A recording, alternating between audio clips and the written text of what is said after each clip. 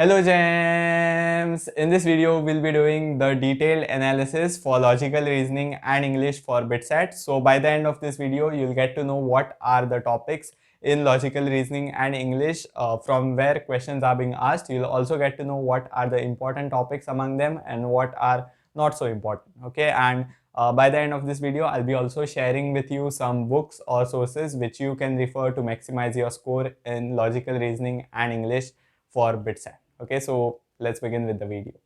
So let's begin our story with English. Okay, let's see what are the topics from which questions are being asked. Okay, so synonyms, antonyms. Synonym basically means similar in meaning to. Okay, so here you'll be given a word and asked to find a word which is closest or similar in meaning to the given word. Okay, so of course options will be given. You'll have to select among the options. Okay, then antonyms. Antonyms basically you'll have to find opposite to the given word. Okay, so then phrases you'll be given a phrase. Okay, you have to select among the options which best describes your phrase. Okay, then error. In error you'll be given a sentence which will be broken into 4 parts. Suppose say P, Q, R, S. Okay, and one among this part will contain an error. The error can be of any type, grammatical error or spelling mistake, any error basically. Okay, so you'll have to select the part which contains the error. Okay, then sentence improvement. In sentence improvement you'll be given a sentence and certain part will be underlined, so you'll have to switch the underlined part with the options to better your sentence. Okay, so basically you'll have to improve the sentence by switching the underlined part, okay, with your options, and you'll have to see which option betters the sentence. Okay, then sequence. In sequence you'll be given different sentences. Okay, P, Q, R, S, they would not be in order. Okay, they would be in jumbled order, so you'll have to find a correct order for them. Okay, so that they make meaning or sense. Okay, then fill in the blanks. In fill in the blanks you'll have mostly the questions are grammatical. You might be asked to fill certain modal, phrasal verbs, or even your prepositions. Okay, so those type of fill in the blanks. Then grammar. In grammar, in the old pattern, you were asked questions based on active passive, make active is passive or vice versa, or collective nouns were old time favorites, like you might be asked what is a group of ships called. Okay, so that type of questions. Then one word substitutions. In one word substitutions I can give you an example. A person who does not believe in God. Okay, substitute this with one word, it's atheist, right? So that is what you are supposed to do in one word substitutions. Okay, next is passage. Here passage, it's basically same comprehension type of questions which you answer in your board exams as well. So here you'll be given a passage, and from that you'll be asked certain questions based on that passage. Okay, you'll have to answer based on that questions on that passage. Okay, so here directly the questions can be the passage type of questions directly come in a bulk, right? They will come like 4 questions at a time from passage, right? They cannot provide you a long passage and just ask one question. Okay, that does not make any sense. So whenever a passage question comes, it comes in bulk, directly 4 questions from the passage. Okay, so it's a heavy scoring topic. Okay, now let's discuss what are the important topics among this and what are not that important, or what among these topics are very rare to occur in your Bitsat. Okay, so I have broadly divided them into 3 categories: important, moderately important, and rare. Okay, so let's see which topics are important and which are not. Okay, so under important we have synonyms and antonyms. So basically similar in meaning to and opposite in meaning to. And if you see the past 15 years of questions, so this data is based on the past 15-year trends of Bitsat. So if you see the past 15 years, every Bitsat paper, okay, in every paper and in every shift you'll find questions which are based on synonyms and antonyms. They are that important. Okay, so study your dictionary, I can say, or search for the meanings of the words which you don't understand whenever you are reading a book or a newspaper. Also search for the words which are similar to that word and opposite to that word. Okay, so that is the way how you deal with such type of questions. Also I'll come to specific books towards the end. These are just general recommendations to you. Okay, then error. Error, the questions were alternate, so within the shifts. Okay, so you might find a question of error in this shift, not in that shift. Okay, so the questions on error are also important and frequent. Then sentence improvement were common when the pattern was shifted. Okay, so basically in this 15 years the pattern was switched, slightly changed during 2010. Okay, into before 2010s the questions were majorly focused on grammar and phrases and stuff like that, but after 2010 everything changed. Okay, so during that time your sentence improvements were very common. You will find them in almost every paper, and from 2011 to 2014. Okay, not that relevant as of now, but they are frequently asked here and there, occasionally. I should not say frequently, but occasionally asked also now. Okay, now next is sequence. Sequence is again very important topic. You'll find it in almost every paper, may it be before 2010 or after 2010. Okay, so they are important and they are heavy score as well. Okay, so they come together in a bulk. Okay, so you'll find questions which were based on sequence, they come together, three questions at a time based on sequence. So it's important doing some questions which are based on sequence. Okay, I'll tell you the sources towards the end, so don't worry from where you'll be able to study specifically such type of questions. Okay, so let's not worry about that for now. Let's see which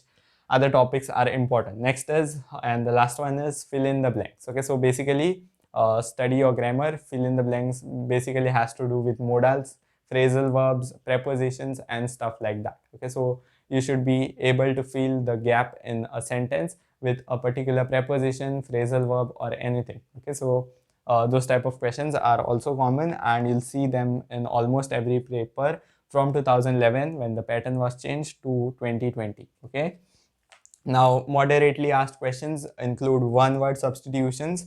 Okay, so the frequency is very rare over here. Okay, it's 1 in 3 papers. Okay, so you'll find one word substitutions in 1 out of 3 papers. Okay, 1 in 3 years. Okay, so basically it's quite rare.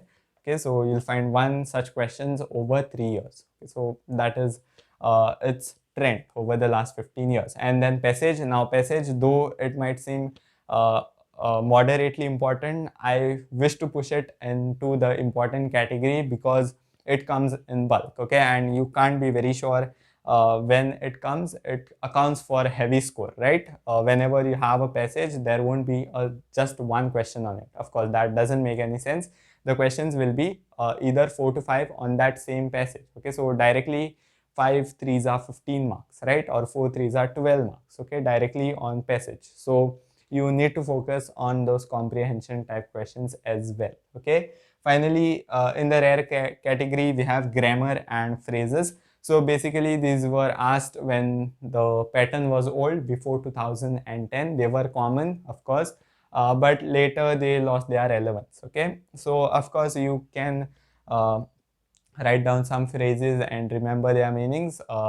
It's not of that help, but it might repeat in the coming years. Okay, in the recent years, although phrases are being asked recently. Okay, 1 or 2, not that important, and the frequency is very less, like 1 in 5 years maybe, like that. Okay, so these are rarely asked topics. Okay, so those were the topics in English, and these were the broad categories which I divided them in based on the 15 years of pattern.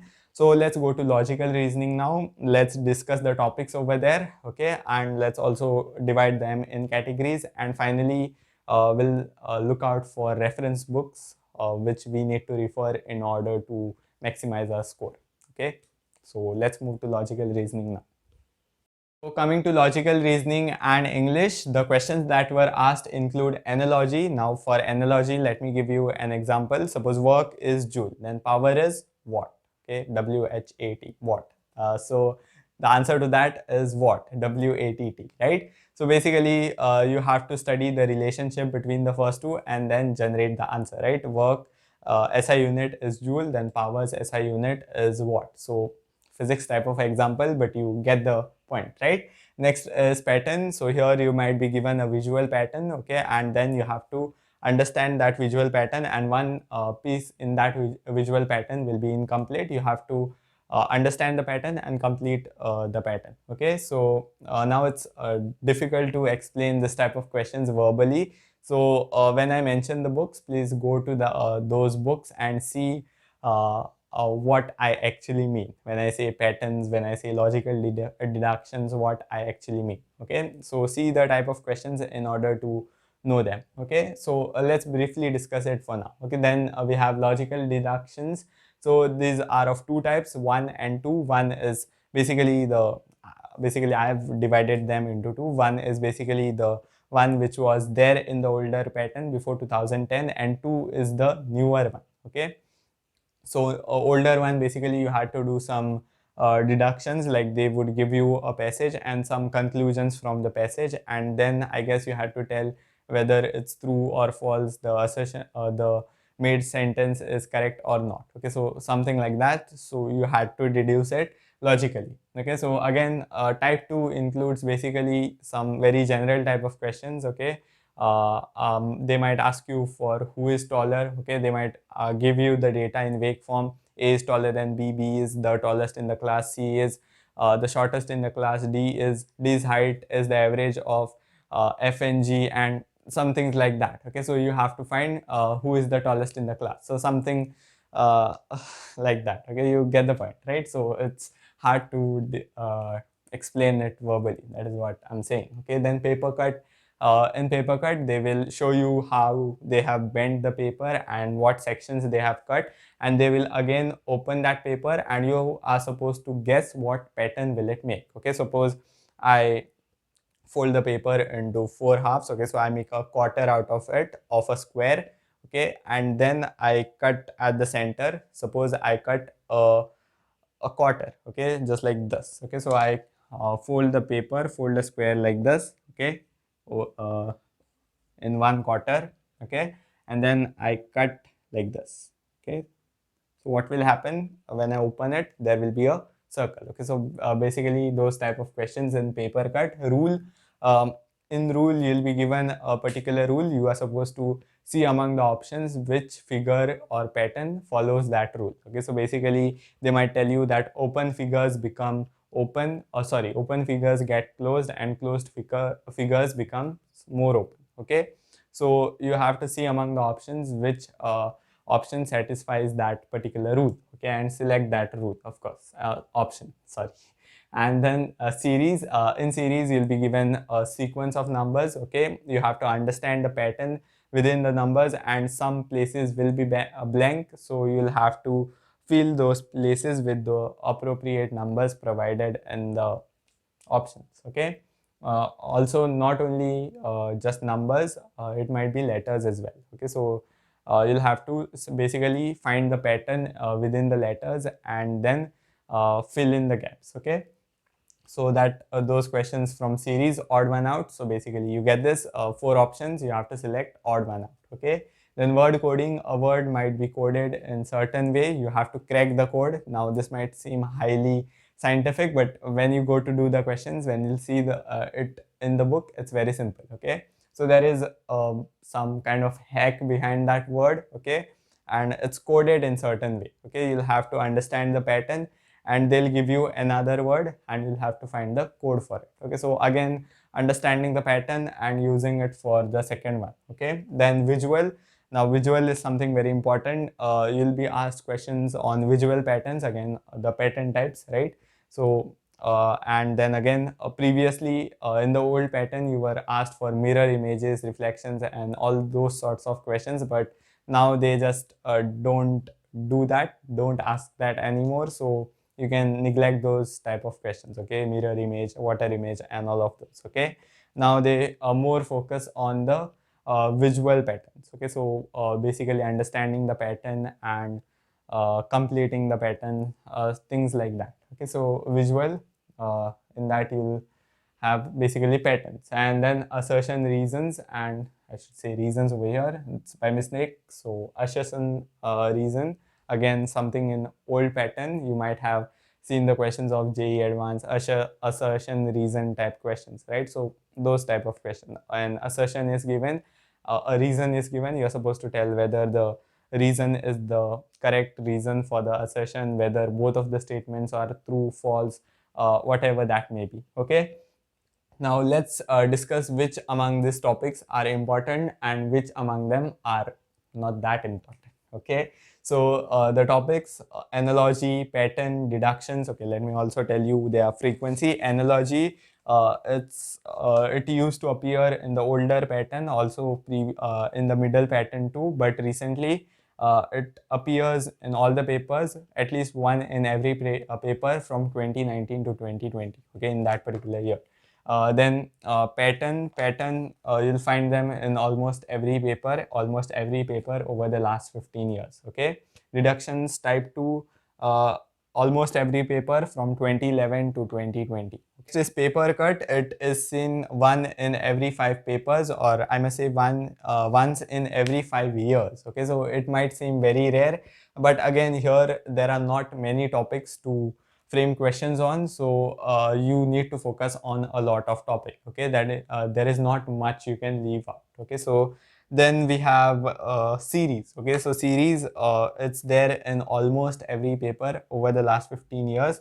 Odd one out, again it's very rare, it's one in 8 years. Okay, so again, but still here you don't have a lot of things to cover up, so you can just brush up on odd one out. Okay, it also does not requires that amount of practice, right? Anyways, next is word coding. Now word coding, you'll again see it almost every paper. Okay, so again over the last 15 years, almost every paper. And visual, it's sure 100% that you'll have them in every Bitsat paper that you answer. Okay, so basically they divide logical reasoning into visual and verbal. So of course you have questions of verbal, and visual questions are of course sure. Okay, so again, not that important, includes rule. So rule type of question, open figures become more open, close become more close, something like that. Those were old type of pattern. Okay, also assertion, reason were old type of pattern. They are not seen over the last 10 years, I should say. Okay, so from 2000 onwards they are not seen. Okay, and is a deductions type 1, wherein you were given a phrase and then you had to make some logical deductions out of there. Okay, so those type of questions are also not asked. Okay, so these are the parts or topics that you can neglect. Now let's briefly discuss about the books. So the 2 books that you need to refer to boost your score in logical reasoning and English are, I know I've spoken a lot about them in some of my videos, but they require a worthy mention over here. Okay, one is your Arihant Bitsat guide. Okay, so this book includes questions on this topics. Okay, so it will help you to target a particular topic. Also you can refer Disha Publications Bitsat 16 chapter wise solved papers. Okay, so you can also refer this. I'll put the links to these books in the description box of this video. Again, no promotions, I simply love those books. Okay, so you can check them out in the description box of this video. Also, this channel is Bitsat oriented, so do check out the content on this channel. I bet you love it. And that's all from today's video. I hope you enjoyed it. If you did enjoy it, smash that like button. Consider subscribing. I'll see you soon in the next video. Till then, bye.